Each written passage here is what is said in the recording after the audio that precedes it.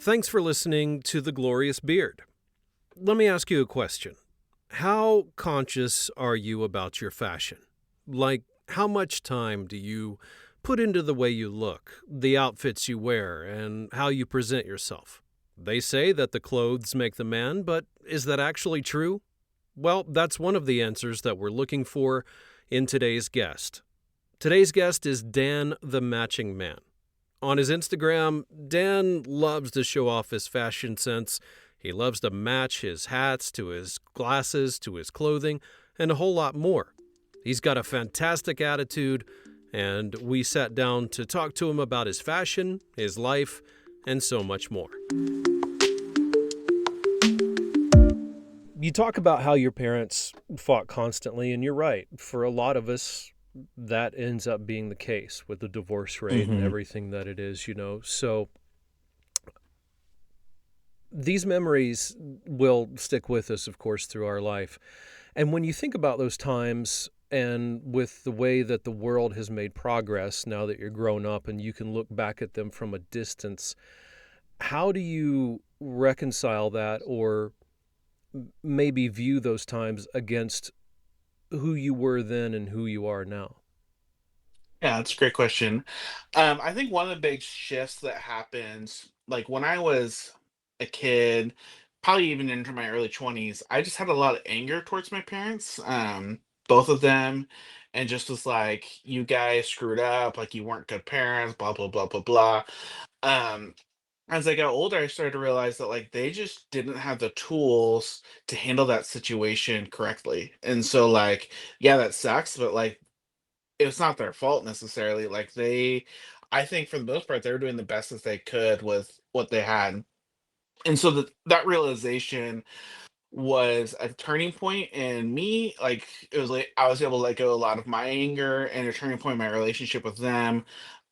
With being able to accept them for who they are and their flaws. And sometimes their flaws still, frustrate me because they didn't have the best home lives growing up either, but they have not like had counseling or things like that. So I think that can potentially add some layers there.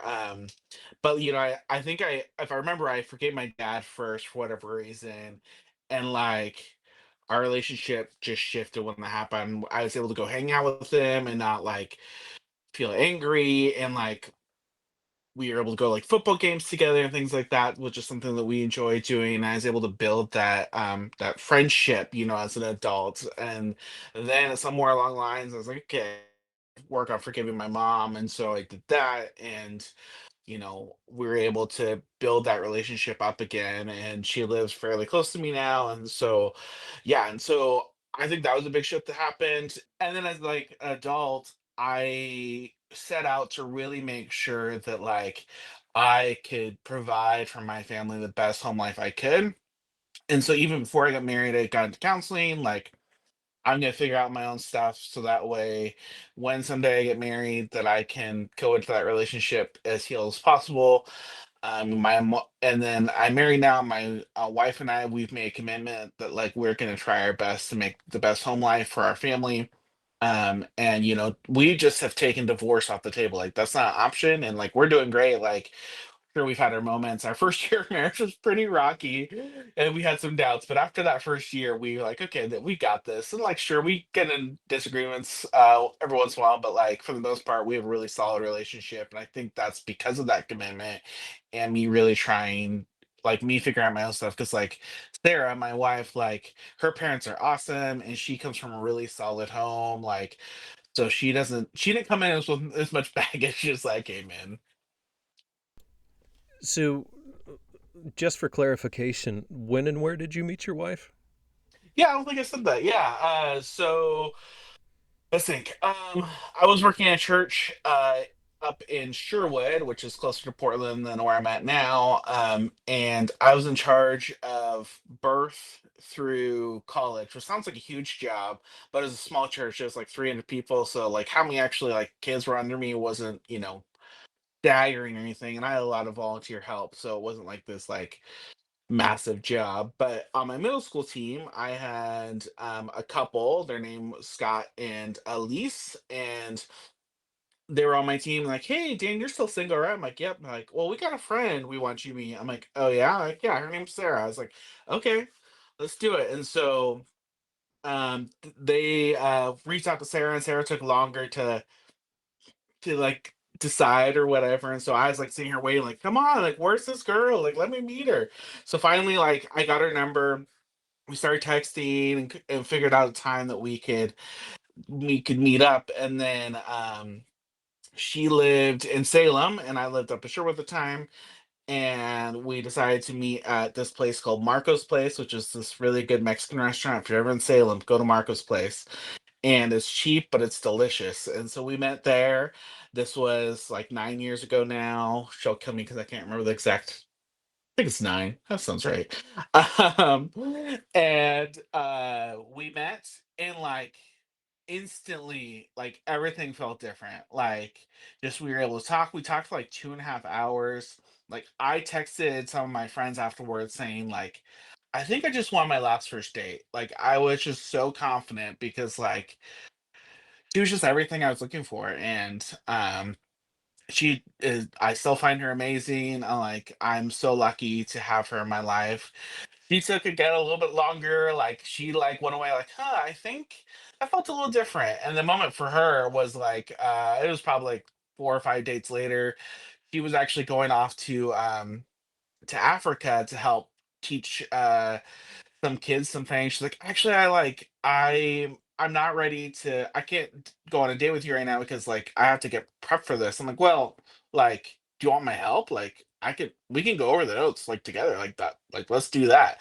And like that sealed it for her. She's like, oh well, yeah, let's do this. And so then we got engaged after dating for about 6 months, and then we got married 1 week shy of our first date. So we hadn't quite been together a year yet. And then um I think it was 2 or 3 years in, we unfortunately miscarried a baby at like 12 weeks, which was really hard. But not too long after that, we were able to Sarah was able to get pregnant again, and we welcomed our daughter, and she is just over 4 years old and just awesome. Like she's so outgoing and lovely, and just she's just great. I am just so happy to have both of these like wonderful girls in my life. I'm going to switch gears a little bit from Yeah. that topic. You talked about the fact that you were bullied as a kid, and Hmm. I suffered that same fate. I was a big kid. I wore the Husky brand jeans that my mother got from Montgomery Ward. When you think about the younger version of yourself, when was the moment, or maybe there was a time when you resolved within yourself, because you've got this stuff going on at home, you've got stuff going on being tortured and bullied and all of that. Tell me about the time that you came to where you resolved that it was going to be better and that you were going to overcome it. Like, what was that like for you? What was that Yeah. kitchen sink moment for you, and how did you inspire yourself to keep going? I hit some pretty dark time. Like a lot of teenagers, but I was just feeling if you need to cut this off, that's fine. I was feeling suicidal and just wasn't sure I wanted to keep going. And for me, you know, you guys may not believe the same things I do, which is totally fine. But for me, I just felt like God kept telling me, like, nope, like I want you here. I want you to keep going. And I unfortunately didn't tell anybody that I was struggling with that. I think it probably would have been a lot easier if I had. So that was going on for 2 or 3 years. I never made any actions or anything, but was just really struggling. And then I went off to college, Corbin University here in Salem, and I was around people that thought like me, and like I was like made fun of a lot in high school and earlier, and then there that just wasn't happening, and then another shift happened where like not only was I not made fun of, like honestly like felt like people generally liked me, and like I started becoming popular, which was like so weird. I was like, what is happening? And I hadn't fully even resolved like all that stuff I was dealing with. And I was like, well, people that I've just met basically can like me. Like maybe I am worth sticking around. And so that was kind of like the beginning of it. But I still struggled a lot with body image issues. I'm still a bigger guy, and that's something I realize I need to work on. But I struggle a lot with that. I'm like, well, no girl's gonna like me or whatever. And so that's kind of where I was at most of college. I didn't really date much in college. I had lots of good friends, but like still had like a lot of image issues because of me being fun of for how I look growing up. I grew out my beard in college and that helped a little bit. But yeah, and then I don't know, it's just kind of slow journey. I think at some point I decided like, like being big doesn't necessarily mean that I'm not, attractive or that people think, not everyone thinks I'm ugly or whatever. And so, and that kind of was where I was at, like, where it's like, yeah, like, I probably still have more stuff to work out for a long. And then, I met my wife and she's like really good looking. And I was like, well, she could like me, like maybe that means something. And then about 2 years ago, maybe 3 years ago, I'd have to like go try to find the exact time. I discovered the shirts I like. So the main company I wear is Roosevelt's, and then Pair Eyewear, which are these toppers that can like pop off, so I can change my glasses. And I started dressing in a way that like made me feel good. Like I wanted to wear things that made me more comfortable in my own skin. Not that like I want to body shame other people who are big, and not that like other people to do that, but I was just starting to do stuff that like, what? Like I'm gonna dress the way that I want to dress that makes me feel good. And that's what matters, is if I think I look good and my wife thinks I look good, like who cares? Like no one else cares. And so that was a big shift. And I started getting compliments. Like people are like, oh, it looks really good. Like, where'd you get that shirt? Like, and people like sometimes like I get really match people like, wow, that's so awesome. And so that's when I started like, if I'm getting compliments just like walking down the street, like maybe I should do something online. And so yeah, it's kind of like that slow journey. Thank you for listening to The Glorious Beard. Today's episode of the Glorious Beard podcast is sponsored by Men Matter & Co. The lovely people at Men Matter & Co. really care about men's mental health, and they don't just talk the talk, they actually walk the walk as well. Each and every purchase, when you go to menmatterandco.com, makes a donation to mental health charities that encourage men to speak up and get the support that they need the most. They make a lot of great stuff to help you look your best, but they aren't only about grooming. They're also about taking care of yourself both inside and out. So join the movement today by using our promo code GLORIOUSPOD at checkout, where you'll get 15% off. That's right. When you go to menmatterandco.com and put in the promo code GLORIOUSPOD at checkout, you'll get 15% off of your order. Men Matter & Co. It's not vanity, it's self-respect. Now, let's get back to our conversation with Dan the Matching Man. So college kind of really ended up being a turning point for you, I guess you could say. Is For is sure. is there a particular moment or a person that you met that kind of put that over the edge to make you feel that way?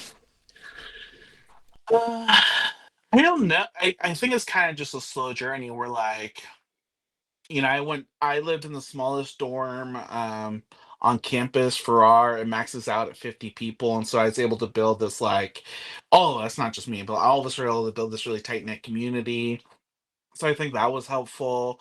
And it was also two-thirds girls. And so like for the first time I had friends that are girls, and it's like I think that was also helpful because like not everyone thinks I'm like this ugly person no one wants to talk to, and not that I was like trying to date all of them or anything, but just like able to have that relationship. And then I got really close to a couple of my female friends, and that was just helpful because like backing up to like childhood, like I love my dad. This is not like shade on him, but like my mom solely is like the one who mostly raised me. And so like I think that my personality is more effeminate than a lot of men, and so I sometimes struggle to make friends who are men, not always, just kind of depends. I don't typically struggle to make female friends, I discovered, and so that was also interesting, like, where it's like, oh, like, because like growing up, like it was hard. I had to find the right kind of guys that would enjoy my company. And then when I got to college, like that just wasn't the case with the girls. Like it just felt like our personalities just meshed better. Or maybe girls are just nicer, I don't know. But like I was able to do that. And that was really eye-opening as well. And so I was able to just, I mean, to sum it all up, I was able to just make a lot of friends quickly and people who genuinely seem to care about me. So yeah. You mentioned, meeting your wife, getting together, losing a child. It's probably one of the hardest things you can go through. Hmm. Compared to, you know, because certainly the influences in your own role as a father have to have come through in the dichotomy between your home life and the life living with your friend and his family. And you Hmm. probably, I would assume, picked up a lot of how you want to be as a father and how you don't want to be as a father. Right. Hmm.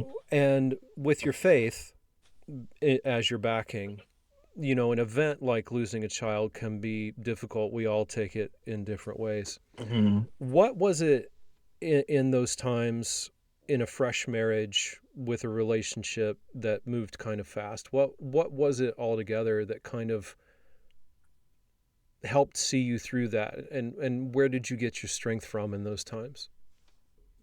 Yeah. Honestly, it hit my wife a lot harder than it hit me. Because this may sound horrible.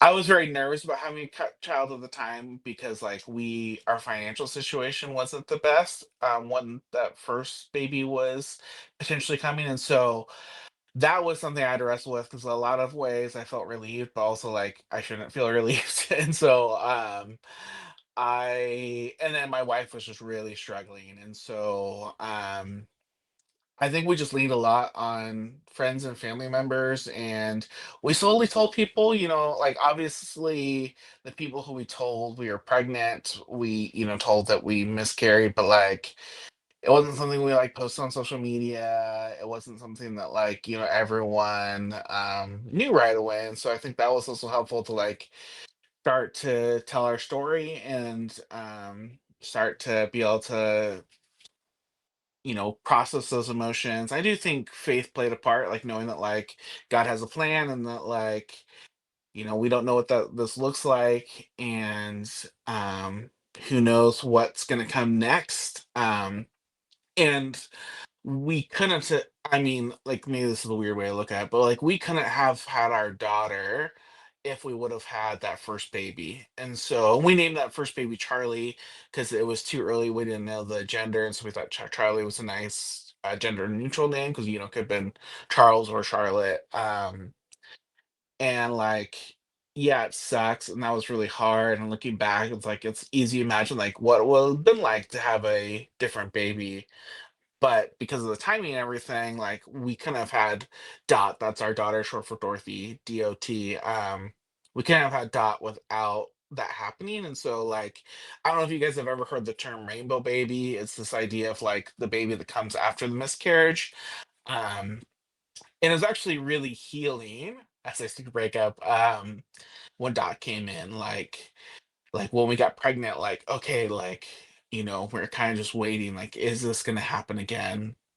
And then we kind of got through that 12-week mark, and then we started like, okay, we're past what happened last time. We started telling people, and then we got through like the first trimester and then the second trimester. And it's like, okay, like this is looking, promising. And of course, we're, able to um she came into the world and all that. And like, I think really that whole process and her being born was really healing to both my wife and I, and just like, and then just to have this little bundle of joy. Like, we're so fortunate. Like, I know a lot of people have really hard babies. That was not us. Like, that was so easy. Like, she starts sleeping through the night like super quick, and like, yeah, she's just, and that's just who she is. Like, even now, she's just super easygoing. Like, oh, of course she has her moments, but like he makes being a parent easy.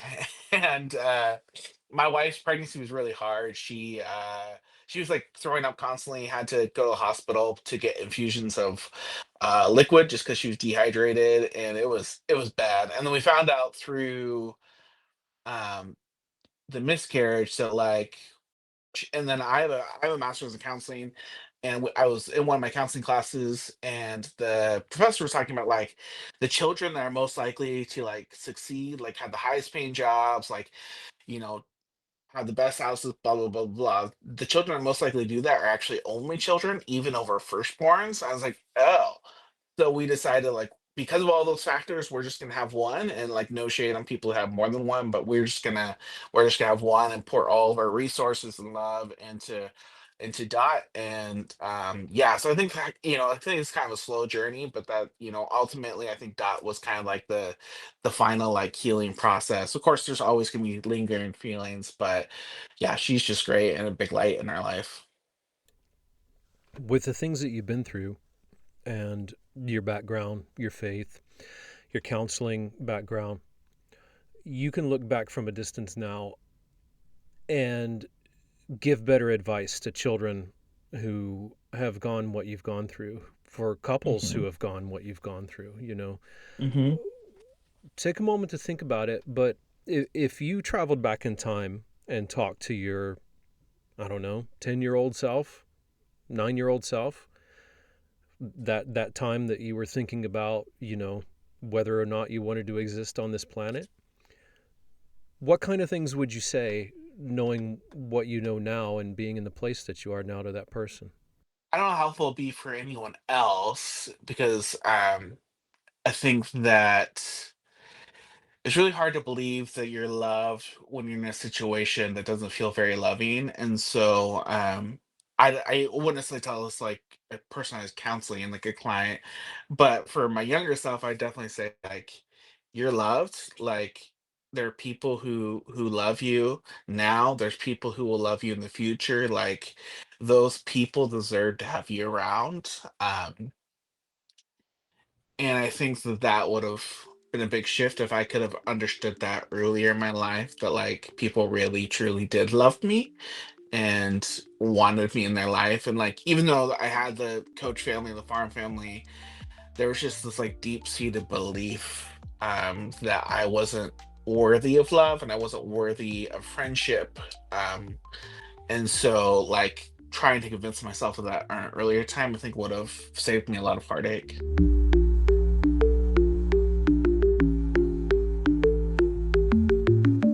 You are listening to the Glorious Beard Podcast. You can always find us online at thegloriousbeard.com and also search for The Glorious Beard everywhere: Instagram, TikTok, YouTube, and more. We're doing a lot of great stuff, including a lot of videos over on our YouTube, so you should check them out and become part of our social media community. Now let's get back to our conversation with Dan the Matching Man. When you think about confidence now, Hmm. and you think about, because you talked about growing up with your mom being a little more on the perceived effeminate side, and Hmm. one of the things that we concentrate on here is this topic of masculinity, like what makes a man masculine, what is Hmm. masculinity. And there of course are a lot of misconceptions about that, because people have their way of viewing it. To look at your life, especially the father of a daughter, you have a whole different kind of thing in front of you coming up when she comes of age.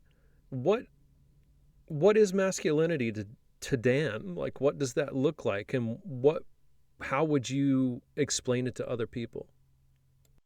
Yeah, that's a great question, and obviously everyone's going to define it differently. But for me, I kind of first like to define it by what it's not. Like growing up in the church, I went to a lot of men's retreats, and I hated all of them because it's all about like cars and woodworking and shooting bow and arrows. It's like This isn't this like that's great if that meets most of guys. That's just not me. And so I think that like when we think of a lot of people when we think of masculinity, we think of like the tough stuff and like it's more interest based. And I like to say like interests aren't don't have genders, like just because you like something doesn't mean that it's, feminine or masculine.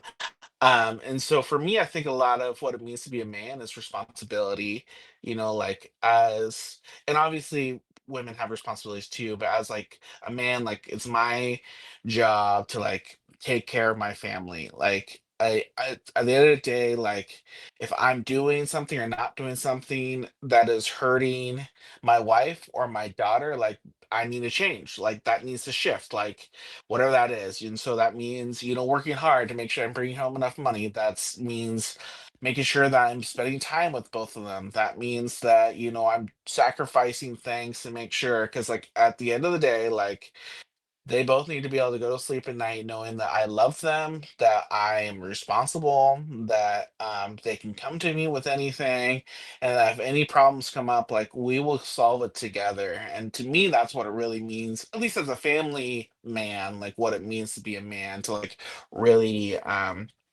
make sure that those two people, the two most important people in my life, are taken care of. Yeah. Yeah, that's pretty good. When it comes to confidence, you know, because I know how it can feel. I grew up the same way that you did. I was actually the son of the chief of police in our small town, and Well, okay. my mother was the bail bondsman. So my father put him in, and my mother got him out.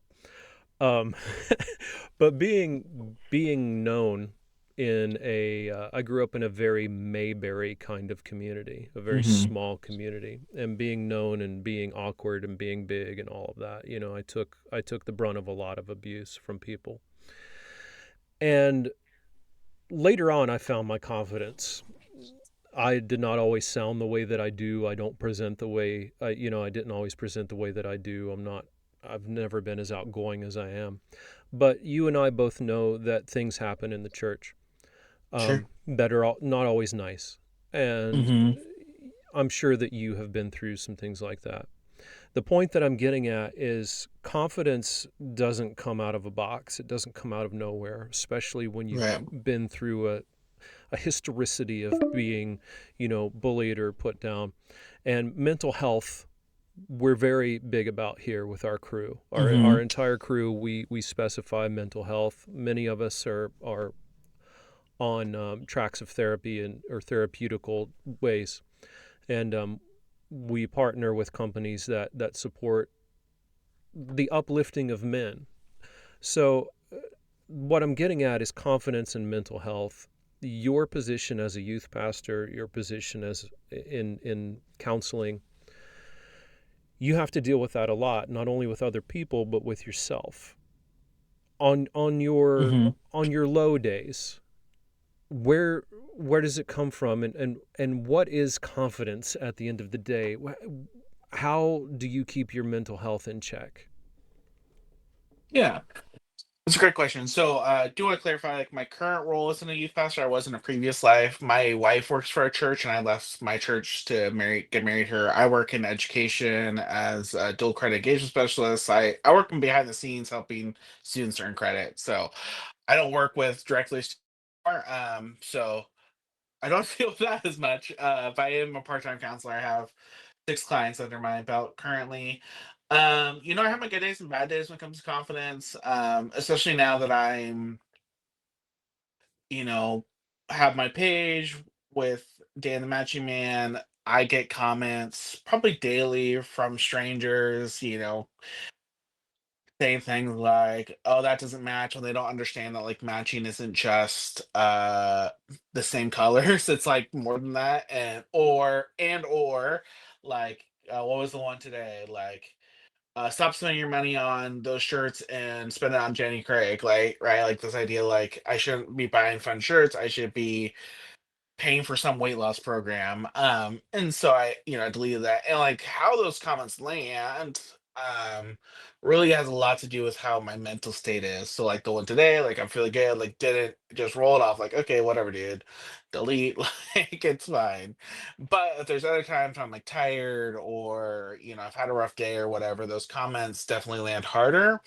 And when that happens, the first person I typically go to is my wife because, like, at the end of the day, like, it's her opinion that matters, like, more so than anybody else's. And so, and definitely more than mine. And so when I'm feeling like, oh, I'm, whatever, I'm this big guy and, whatever other thoughts are rolling through my head, like, when I go to her, like, she reminds me that, like, she finds me attractive, that she likes the way I dress, that she likes me who I am.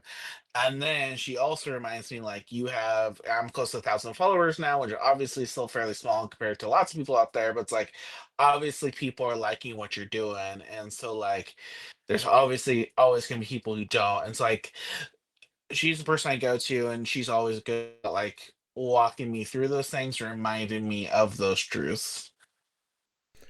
When your video came out on our social media and the social media team presented it to me, I hadn't even watched it yet. And I told Sabrina, I said, get that guy as a guest on the podcast. I said, we have to have that guy on the podcast because he just looks fun and cool and like one of us. So Yeah. there you go. Thank And you. I've worked in the YouTube space for a long time. One of my favorite quotes is that you can sum up the collective intelligence of the internet in the comments section of any popular YouTube video. Mm-hmm. So I stopped paying attention a long time ago because as a Yeah. voiceover actor, doing voiceover for a living, I get a lot of comments too. I know exactly where you're coming from. We got just a couple minutes left, Dan. Is there anything the audience needs to know that we haven't covered about you, or anything that you want to say? Well, this is called the glorious beard. I feel like I haven't talked about my beard a whole lot, so I feel like it'd be helpful for me to talk about that. Like, I don't know. I grew out my beard first time freshman year in college. I couldn't grow a mustache at that point. I just grew out my beard, and it's a little more scraggly than it is now. And at some point, like I even had like a Facebook page in college about like my beer, which was super silly, but also kind of funny. And like that, helps instill confidence because I think a lot had to do with the color. Like people are like, oh, your beer's awesome or whatever. And I have gone through different stages of my beard where like there's been times I've grown it out really big, like I grew it out really big in college and just kind of let it run wild. And then there's been times I've kind of like tried to do like the more like just pretty short, but kind of go back and forth. And then my most recent thing is I've decided, I really want to try to make it look like neat and put together. I'm still kind of on that journey, like trying to figure out what works best for my beard, what tools work best. And like what shape. I need to get it trimmed up now, but like I like the idea of it looking like neat, and so and I'm growing it out. We'll see how big it gets. So yeah, that's been a fun journey. I'm excited to see where it goes from here.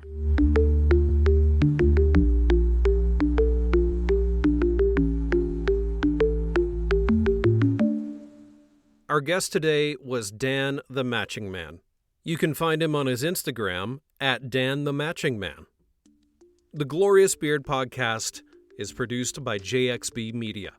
Our production director is Bob McCoy. Our executive producer is Joseph Kay. Associate producers include Sabrina Dene and Damian Miller. You can find us online at thegloriousbeard.com and on Instagram, TikTok, and all other social media by searching The Glorious Beard. Thanks for listening, and we'll see you next time.